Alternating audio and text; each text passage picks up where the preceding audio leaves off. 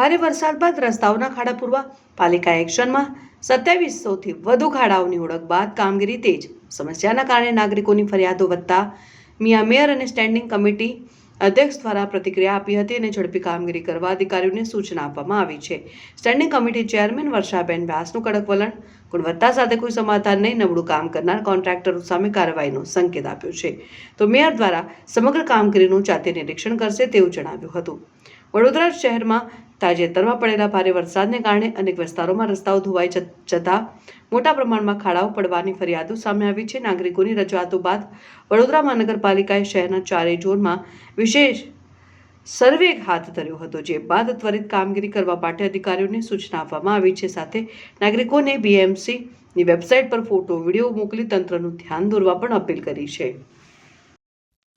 અત્યારે ચાલુ વરસાદમાં કામગીરી ચાલે છે, એટલે ચાલુ વરસાદના લીધે તો ધોવાઈ જવાનું છે જેટલી બી કામગીરી થશે. પણ જ્યારે કોરો દિવસ નીકળશે, તાપ નીકળશે, ત્યારે પરમેનન્ટ કામ થાય એવી મેં અત્યારે તમે આવ્યા પહેલાં જ મેં અધિકારીઓને સૂચના આપી દીધી છે. એમાં એવું છે કે વરસાદ પડે પહેલાં જે પેચવર્ક કરવાના હતા એ તો અમે કરાવી ચૂક્યા હતા, પણ વરસાદ પડવાના કારણે જે પેચવર્ક હતા એ વરસાદના પાણીના મારથી ધોવાઈ ગયા છે અને એ પ્રોપર કામ વરસાદના લીધે થતું નથી અને વારે ઘડે ધોવાઈ જાય છે. પેચવર્ક કર્યું છે એટલે ધોવાશે તો આપણે, હું પણ માનું છું કે ધોવાઈ જશે, કે પેચવર્ક કર્યું છે.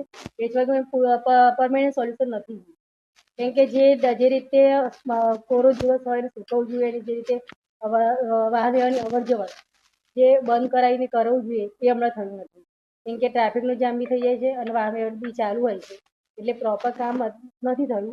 એ હું પણ માનું છું કે પ્રોપર કામ નથી થયું. કામમાં 50 જે છે એ અધિકારીઓને બોલાવીને મેં સૂચન પણ આપ્યું છે અને હવેના પછીના કામમાં જે પહેલાં થઈ ગયું એની હું કોઈ ગેરંટી નથી કરું.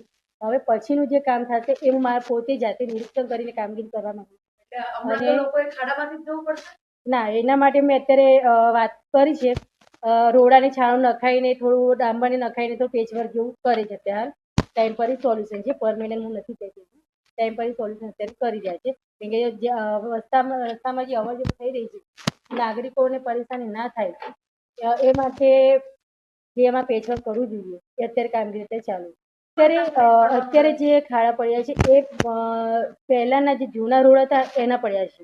જે 5 વર્ષ ગેરંટીવાળા જે રોડ અત્યારે બન્યા છે એમાં ખાડા નથી પડ્યા. એ મેં અત્યારે મારા અધિકારીને પૂછીને બધી માહિતી મેળવી લીધી છે કે કયા રોડ પર એમના મને જાણવા મળ્યું છે કે જે જૂના રોડ હતા એની પર ખાડા પડ્યા છે, નવા રોડ પરથી નથી.